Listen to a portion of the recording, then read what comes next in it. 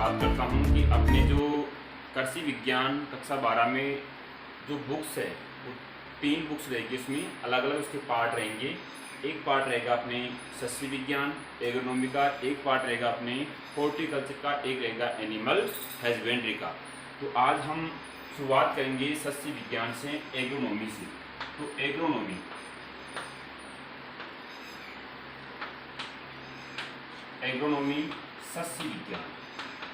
सस्य विज्ञान। पहले देखते हैं इसकी हम परिभाषा एग्रोनॉमी की सस्य विज्ञान किसे कहेंगे।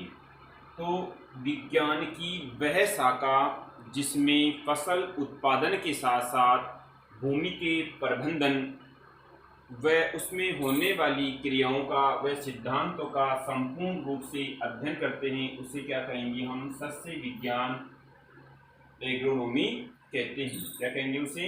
सस्य विज्ञान या एग्रोनॉमी कहेंगे। मतलब विज्ञान की वह शाखा जिसमें हम फसल उत्पादन के साथ साथ भूमि के प्रबंधन सिद्धांतों व उसमें होने वाली क्रियाओं का अध्ययन करते हैं, उसे सस्य विज्ञान या एग्रोनॉमी कहते हैं।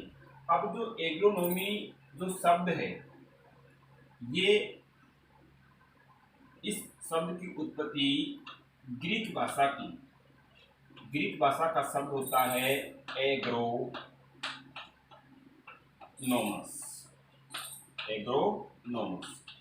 और ये एग्रोनोमस शब्द बना किसका? ग्रीक भाषा का शब्द है। और जो एग्रोनोमस शब्द है, ये शब्द 2 शब्द युग्मों से मिलकर के बना होता है। एक होता है इसमें एग्रोस और दूसरा होता है इसमें नोमोस। एग्रोस और नोमोस। तो एग्रोस का अर्थ तो क्या होता है और नोमोस का अर्थ क्या होता है? एग्रोस का अर्थ होता है खेत या फील्ड, जिसे कह सकते हैं हम खेत या फील्ड कह सकते हैं। और नोमोस का अर्थ होता है प्रबंधन। क्या होता है इसका अर्थ? प्रबंधन। ये होता है इसका अर्थ प्रबंधन। तो ये तो बात होगी अपने सस्य विज्ञान की डेफिनेशन, और इसके बारे में हमने अध्ययन किया है कि एग्रोनॉमी क्या होती है और किस भाषा का शब्द है और किस शब्द से मिलकर के ये बना होता है। तो एग्रोनॉमी तो विज्ञान की वह शाखा जिसमें हम फसल उत्पादन के साथ साथ भूमि के प्रबंधन सिद्धांतों व उसमें होने वाली क्रियाओं का संपूर्ण रूप से अध्ययन करते हैं, एग्रोनॉमी सस्य विज्ञान कहलाता है। इस भाषा की जो उत्पत्ति हुई है वो ग्रीक भाषा के शब्द एग्रोनोमस से हुई है। और ये एग्रोनोमस जो शब्द है वो 2 शब्दों से मिलकर के बना होता है। एक होता है इसमें एग्रोस, दूसरा कौन सा होता है इसमें? नोमोस। तो एग्रोस का अर्थ तो क्या होता है खेत, और नोमोस का अर्थ क्या होता है? प्रबंधन करना या मैनेज करना। तो ये तो हमने बात इसी कर ली, अपने एग्रोनॉमी की बात कर ली हमने। इसके बाद में जो अपना आज का जो टॉपिक है वो आता है मृदा उर्वरता व उत्पादकता। तो देखते हैं मृदा उर्वरता व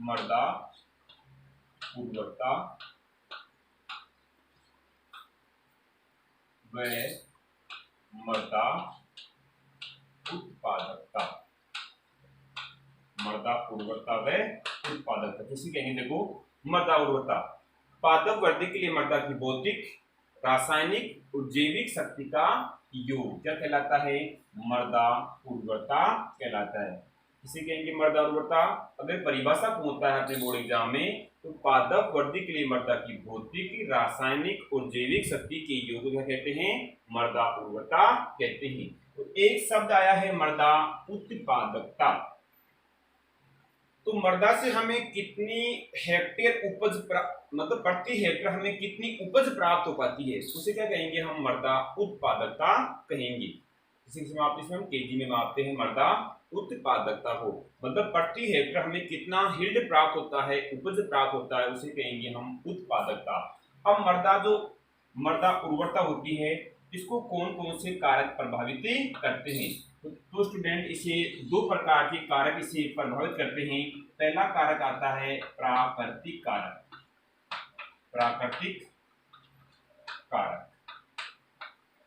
और दूसरा आता है कृत्रिम कारक। मतलब प्राकृतिक और कृत्रिम कारक कौन कौन से हैं जो इसे प्रभावित करते हैं? देखते हैं हम प्राकृतिक कारक कौन कौन से होते हैं जो मृदा उर्वरता को प्रभावित करते हैं। तो हमने पढ़ रखा है सस्य विज्ञान की परिभाषा हमने पढ़ ली कि किस भाषा का शब्द है और किससे ये मिलकर के बना हुआ है।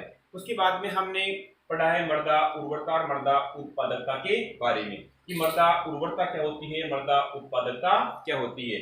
इसको दो कारक प्रभावित कर रहे हैं, एक कारक होता है प्राकृतिक, एक कौन सा होता है इसमें कृत्रिम कारक। अब हम विस्तार से अध्ययन करेंगे प्राकृतिक कारकों के बारे में। जैसे पहला कारक बात करूं मैं तो वो होता है, पहला कारक इसमें कौन सा, पैतृक पदार्थ। पैतृक पदार्थ किस प्रकार ये मृदा उर्वरता को प्रभावित करता है। कहते हैं कि मृदा में जितना अधिक पैतृक पदार्थ होगा मृदा की उर्वरता उतनी क्या होती है, अधिक बढ़ जाती है। जिससे बात करूं मैं कि अम्लीय व आग्नेय चट्टानों से, बालू पत्थर से जो निर्मित मृदाएं होती है उनमें सार की क्या होती है, उनमें कमी होती है। और जिन मृदाओं में सार की कमी होती है तो उन मृदाओं से क्या होता है, बलुई मृदाओं का निर्माण होता है। मृदाओं क्या होती है, उर्वरता कम होती है। इसके विपरीत अवसादी चट्टानें होती है उनमें सार की क्या मात्रा क्या होती है, अधिक होती है। तो इनसे क्या होती है, भारी मृदाओं का निर्माण होता है। तो और भारी मृदा बनती है तो उसमें पैतृक पदार्थ क्या होता है, ज्यादा होता है, इसीलिए उर्वरता भी उसकी क्या होती है, बढ़ जाती है। तो मृदा में जितना अधिक पैतृक पदार्थ होगा मृदा की उर्वरता उतनी क्या होती है, बढ़ती जाती है। तो पहला कारक हमने कौन सा पढ़ लिया, पैतृक पदार्थ। इसके बाद में इसका दूसरा जो कारक आता है इसको प्रबल करने वाला वो आता है स्थला आकृति। स्थला आकृति देखो टोपोग्राफी क्या होती है, स्थला आकृति। किस प्रकार स्थलाकृति मृदा उर्वरता को प्रभावित करती है। जैसे एक मृदा अपने ढालू मृदा होती है, एक मृदा कौन सी होती है, समतल मृदा होती है। एक तो कौन सी होती है, समतल मृदा, एक कौन सी होती है, ढालू मृदा। अभी मान लो कि ये खेत है, ढालू खेत है ये, तो ढालू खेत और समतल खेत, मतलब ढालू खेत की जो मृदाएं हैं उनमें जो पोषक तत्व है वो क्या होते हैं, पानी के साथ बहकर के क्या आते हैं नीचे वाले भागों में। समतल जो मृदा होती है उसमें क्या होते हैं, नीचे जमा हो जाते हैं। तो ऊपर वाली मृदा क्या होती है वो उर्वर कम रहेगी क्योंकि इसमें क्या हो रहा है, शरण ज्यादा हो रहा है, इसमें क्या हो, शरण बिल्कुल न के बराबर होता है। तो उर्वरता किसकी बढ़ेगी, नीचे वाली मृदा क्या होती है, अत्यधिक उर्वर होती है। तो स्थला क्या करती है, मृदा उर्वरता को प्रभावित करती है। दो टॉपिक हो गए अपने, पैतृक पदार्थ, स्थला आकृति। उसके बाद में जो थर्ड कारक देखते हैं वो देखते हैं मृदा आयु। मतलब मृदा आयु किस प्रकार मृदा उर्वरता को प्रभावित करती है। मृदा आयु, मृदा आयु एक तो नई मृदा होती है, एक कौन सी होती है, अपनी पुरानी मृदा होती है। तो नई मृदा एक कौन सी होती है, पुरानी मृदा। पुरानी मृदाओं में अत्यधिक जुताई कार्य करने से और अत्यधिक मृदा कटाव से या अत्यधिक शरण से या बारी बारी से फसलों को उगाने से उसकी क्या होती है, उर्वरता घट जाती है। और ये जो नई मृदा होती है उसकी क्या होती है, उर्वरता बढ़ जाती है। तो मृदा आयु क्या करती है, मृदा उर्वरता को प्रभावित करती है। मतलब सीधी सी बात यही है कि नई मृदा जितनी होती है उसकी उर्वरता क्या होती है, पुरानी की बजाय क्या होती है, ज्यादा होती है। इसी प्रकार मृदा आयु करती है, मृदा उर्वरता को प्रभावित करती है। तो हमने तीन कारक पढ़ लिए, पैतृक पदार्थ, दूसरा कौन सा हुआ था, स्थला आकृति, उसके बाद कौन सा हुआ, मृदा आयु। चौथा कारक इसको देखते हैं जो प्रभावित करता है वो है जलवायु। अब जलवायु किस प्रकार मृदा उर्वरता को प्रभावित करती है। हम देखते हैं कि अधिक वर्षा वाले क्षेत्रों में मृदा में पानी भर जाता है। अधिक वर्षा वाला क्षेत्र है उस मृदा में क्या होता है, पानी भरी जाता है। और ये पानी भर जाने के बाद में जो भी मृदा की सतह होती है ऊपर वाली, उसमें क्या होते हैं, पोषक तत्व होते हैं जो पानी के साथ बहकर के आते हैं, नीचे की ओर गमन कर जाते हैं। और ऊपर वाली मृदा में क्या होती है, पोषक तत्व की कमी हो जाती है। इसकी होती है, तत्व की कमी हो जाती है। इसके विपरीत जहां सूखा क्षेत्र होता है, सूखे क्षेत्र में क्या होता है, जो मृदाएं होती है वो क्या होती है, लवणीय सारी मृदाएं बन जाती है। तो जलवायु क्या करती है, मृदा उर्वरता को प्रभावित करती है। इसके बाद में पांचवा जो कारक देखते हैं वो देखते हैं इसमें हम मृदा प्रोफाइल की गहराई। मृदा प्रोफाइल, मृदा प्रोफाइल की गहराई, मृदा प्रोफाइल की गहराई। कहते हैं कि मृदा उर्वरता को मृदा प्रोफाइल की गहराई करती है, प्रभावित करती है। मृदा जितनी अधिक गहरी होगी, मृदा क्या होगी, जितनी अधिक गहरी होगी उतनी क्या होती है, उसकी उर्वरता बढ़ जाती है। क्योंकि गहरी मृदा में पौधे की जड़ें क्या होती है, गहराई तक जाती है और गहराई से जाकर के जल व पोषक तत्वों क्या करती है, वो अवशोषण कर लेती है। क्या करती है, तत्वों का अवशोषण कर लेती है। और इसके बजाय उथली मृदा होती है, उसमें पानी की कमी के अभाव में पौधे क्या होते हैं, जल्दी क्या होते हैं, मुरझाने लगे जाते हैं। तो मृदा प्रोफाइल गहराई जितनी ज्यादा होगी, मृदा की उर्वरता उतनी क्या होती है, अधिक बढ़ जाती है। तो पांचवा जो फैक्टर पढ़ा हमने, मृदा प्रोफाइल की गहराई। इसके बाद में अगला जो आता है मृदा की भौतिक दशा।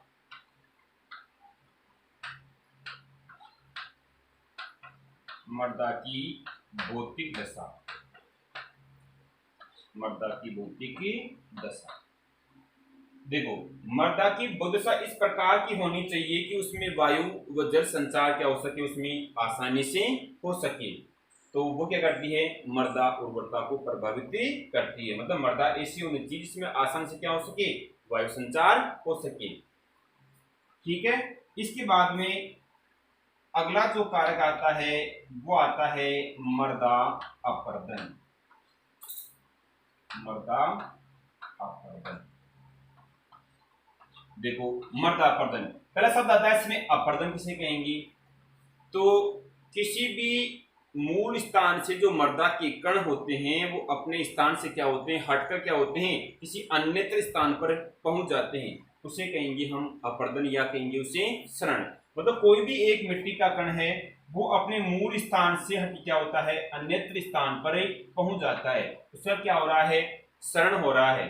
तो मृदा अपर्दन से क्या होता है, जो मृदा ये क्या होते हैं, जो पोषक तत्व होते हैं जो पौधों को प्राप्त होते हैं वो क्या होते हैं, पानी के साथ में, हवा के साथ उड़ के क्या होते हैं, अन्य स्थान पर पहुंचे जाते हैं। तो ये भी क्या करता है, मृदा उर्वरता को प्रभावित करता है। इसके बाद में इसका जो आठवां कारक आता है वो आता है मृदा में पोषक तत्व प्रदान करने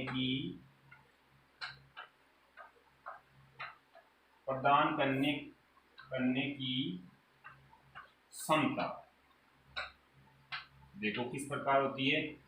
अब हम देखते हैं कि प्रत्येक मृदा में जो अंतर्निहित जो पोषक तत्व होते हैं वो क्या होते हैं, सब मृदाओं में क्या होते हैं, अलग अलग होते हैं। जैसे बात करूं मैं तो कोई मृदा होती है तो उसमें तो क्या होती है, नाइट्रोजन की क्या होती है, अधिकता होती है। और कई मृदा ऐसी होती है जिसमें फास्फोरस की अधिकता होती है, और कई मृदा ऐसी होती है जिसमें पोटास की क्या होती है, अधिकता होती है। तो सभी मृदाओं में तत्व की मात्रा क्या होती है, एक समान नहीं होती है। तो उसमें किसी न किसी क्या तत्व क्या होती है, उसमें अधिकता होती है या उसमें क्या होती है, कमी होती है। लेकिन जिन मृदाओं में अंतर्निहित पोषक तत्व की मात्रा ज्यादा होती है उन मृदाओं की उर्वरता क्या होती है, अधिक होती है। तो हमने स्टूडेंट की तो पढ़ लिया हमने मृदा उर्वरता व मृदा उत्पादकता के बारे में कि मृदा उर्वरता को कौन कौन से कारक प्रभावित करते हैं। जैसे आज हमने शुरुआत की थी सस्य विज्ञान की डेफिनेशन से कि सस्य विज्ञान हम किसे कहेंगे, जैसे विज्ञान की वह शाखा जिसमें हम फसल उत्पादन के साथ साथ भूमि के प्रबंधन सिद्धांतों व उसमें होने वाली क्रियाओं का अध्ययन करते हैं, उसे क्या कहते हैं, सस्य विज्ञान या एग्रोनॉमी कहते हैं। अब एग्रोनोमी जो शब्द है वो ग्रीक भाषा का शब्द है और जो एग्रोनोमस से बना है, किससे बना है? एग्रोनोमस से बना है। और जो एग्रोनोमस जो अपना शब्द था वो दो शब्द युग्म से मिलकर के बना हुआ था। एक होता उसमें एग्रोस, एक होता उसमें नोमोस। एग्रोस का अर्थ क्या था? उसमें खेत, और नोमोस का अर्थ क्या था? उसमें प्रबंध या मैनेज करना। उसके बाद हमने पढ़ा मृदा उर्वरता व मृदा उत्पादकता के बारे में। हमने पढ़ा मृदा उर्वरता की परिभाषा और फिर पढ़ी हमने मृदा उत्पादकता की परिभाषा। तो इससे दो कारक इसे करते थे प्रभावित करते हैं, प्राकृतिक कारक, दूसरा कौन सा? इसमें कृत्रिम कारक। फिर हमने पढ़ा इससे कौन कौन से कारक इसे प्रभावित करते हैं। तो प्राकृतिक उर्वरता को 8 कारक करते हैं, इसे प्रभावित करते हैं। जैसे मृदा की, जैसे पहला पढ़ा हमने पैतृक पदार्थ, उसके बाद पढ़ा हमने स्थल आकृति, फिर पढ़ा हमने मृदा आयु, फिर पढ़ा हमने जलवायु, जलवायु के बाद पढ़ा हमने मृदा की भौतिक दशा, फिर पढ़ा हमने मृदा अपर्दन, उसके बाद पढ़ा हमने मृदा में तत्व प्रदान करने की क्षमता। तो ये पढ़ लिए हमने प्राकृतिक कारक जो इसे प्रभावित करते हैं। तो हमने अध्ययन कर लिया प्राकृतिक कारकों का, और उसके बाद में देखते हैं कृत्रिम कारक कौन कौन से होते हैं जो मृदा उर्वरता को प्रभावित करते हैं। कई बार बोर्ड एग्जाम में क्वेश्चन पूछता है कि मृदा उर्वरता किसे कहते हैं, मृदा उर्वरता को कौन कौन से कारक प्रभावित करते हैं, तो दो प्राकृतिक कारकों को समझाइए। हालांकि ये प्रश्न बारी बारी बोर्ड से एग्जाम में पूछता है। जैसे अब कृत्रिम कारकों की बात करूं मैं, तो कृत्रिम कारक कौन कौन से होते हैं? जैसे पहला कारक बात करूं मैं, जलाक्रांति। जलाक्रांति पहला कारक कौन सा आता है? जलाक्रांति। देखो जलाक्रांति किस प्रकार मृदा उर्वरता को प्रभावित करती है? क्या इसका ये कृत्रिम कारक है। तो किस प्रकार ये प्रभावित करेगा जलाक्रांति? जैसे जैसे कई मृदा ऐसी होती है जिसमें पानी के भर जाने से, इसमें क्या होता है? पानी के भर जाने से, या मृदा में फसल की आवश्यकता से अधिक पानी भर जाने से उसमें क्या होता है? वायु का संचार नहीं होता है, और वायु का संचार नहीं होने से उसमें क्या होता है? विनाइट्रोजन क्या मिलता है? प्रोत्साहन मिलता है। और मृदाएं क्या होती है? उसकी क्या होती है? उर्वरता घटने लगी जाती है। कई बार प्रश्न पूछता है कि मृदा उर्वरता किसे कहते हैं? कृत्रिम कारक, कृत्रिम कारक में जलाक्रांति को समझाइए। तो आपको बताना है कि फसल में या मृदा में आवश्यकता से अधिक जल भर जाने के बाद में उसमें क्या होता है? वायु का संचार नहीं होता है, और वायु का संचार नहीं होने से क्या होता है? उसमें क्या होती है? उसकी उर्वरता घट जाती है। इससे क्या होता है? विनाइट्रीकरण क्या मिलता है? प्रोत्साहन मिलता है। एक कारक कौन सा हो गया अपना? जलाक्रांति। जलाक्रांति के बाद में दूसरा जो कारक आता है वो आता है फसल प्रणाली। फसल प्रणाली, फसल प्रणाली। अब देखो इसमें क्या होता है? फसल प्रणाली। तो पहले बात करेंगे हम फसल प्रणाली से, पहले देखते हैं कि फसल चक्कर, फसल चक्कर किसे कहेंगे हम? फसल चक्कर। तो किसी निश्चित क्षेत्र में निश्चित समय पर फसल को हेर फेर के ऐसे उगाना ताकि उसकी मृदा की उर्वरा शक्ति वैसी की वैसी बनी रहे। क्या कहेंगे? उसे हम फसल चक्कर कहेंगे। मतलब किसी निश्चित क्षेत्र में निश्चित समय पर, निश्चित समय से नहीं करीब की ज्यादा बोल रहे हैं, तो किसी निश्चित क्षेत्र में निश्चित समय पर फसल को हेर फेर के ऐसे उगाना ताकि मृदा की उर्वरा शक्ति वैसी की वैसी बनी रहे, उसे क्या कहेंगे हम? फसल चक्कर कहते हैं। तो फसल प्रणाली, जैसे मान लो कोई सी भी हम खेत में फसल बोते हैं, अगर एक ही फसल को अगर हम बारी बारी से उगाते हैं, मानो कि कोई खेत है उसमें गेहूं को अगर हम बारी बारी से उगाते हैं, एक बार हमने गेहूं बो दिया रबी में, अगली बार रबी में फिर उसमें क्या बो दिया हमने? गेहूं बो दिया, तो इससे क्या होगा? फसल क्या करेगी? जो मृदा में तत्व है उनको क्या करेगी? उनको जल्दी अवशोषित कर लेगी, और मृदा में क्या होगी? उसमें तत्व की कमी हो जाएगी, और मृदा की उर्वरता क्या होती है? उसमें घटती जाती है। इसीलिए फसल को हमें बारी बारी से हेर फेर के बोना चाहिए। इसके बाद में इससे आता है मृदा पीएच। मृदा पीएच भी क्या होता है? मृदा उर्वरता को प्रभावित करता है। जैसे कि मान लो कि प्रत्येक प्रकार की जो मृदाएं होती है उन सब का पीएच क्या होता है, अलग अलग होता है। जो सारी मृदाएं होती है, लवणीय सारी मृदाएं होती है या अम्लीय मृदाएं होती है। ऐसे आता है मृदा सूक्ष्म जीव। मृदा सूक्ष्म जीव जो क्या करते हैं, मृदा उर्वरता को प्रभावित करते हैं। तो हमने पढ़ा है आज मृदा उर्वरता व मृदा उत्पादकता के बारे में। तो जो नेक्स्ट हम पढ़ेंगे इस पार्ट का वो पढ़ेंगे अगले वीडियो में।